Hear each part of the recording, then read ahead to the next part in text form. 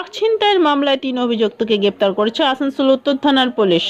লোহা ভর্তি ট্রাক নিয়ে এসেছিল চালক অশোক কুমার।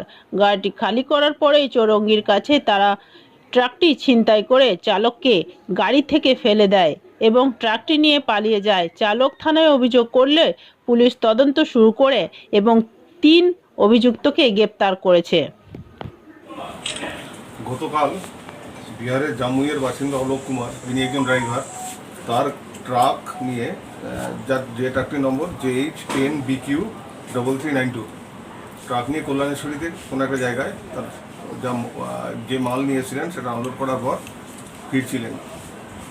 আমাদের চৌরঙ্গীর কাছাকাছি একটি জায়গায় গাড়িটা দাঁড় করিয়ে ব্রেক করে। সে টাইমে 3 জন অপরিচিত লোক গাড়িতে উঠে ওকে মারধর করে এবং গাড়ি এগিয়ে নিয়ে চলে যেতে বলে।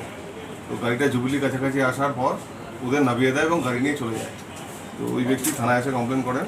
আমরা একটা স্পেসিফিক কেস স্টার্ট করি এবং ইনভেস্টিগেশনে চলাকালীন আমরা সোর্স ইনফরমেশন পাই যে ভানোরা কলিয়ারির আশেপাশে ট্রাকটাকে দেখা গেছে। তখন আমাদের পুলিশ টিম ওখানে যায়, ওই ট্রাকটাকে পায় এবং সঙ্গে যে 3 জন ট্রাকটাকে ছিনতাই করেছিল, স্ন্যাচ করেছিল, তাদের আমরা ধরি এবং তাদের আজকে আমরা কোর্টে ফরওয়ার্ড করছি এবং পুলিশ রিমান্ডে নেব।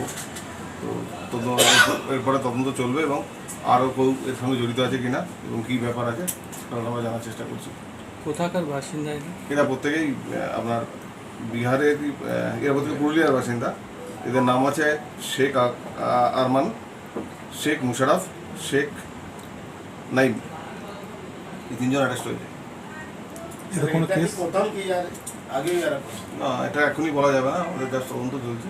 ট্রাকে কি মাল ছিল?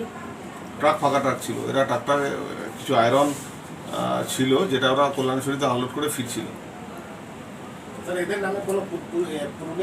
না, এটা এখনো আমরা থেকে পাইনি, আমরা জাস্ট অ্যারেস্ট হয়েছে, ফরওয়ার্ড করছি, পরবর্তীতে আমরা দেখবো কি কেস আছে।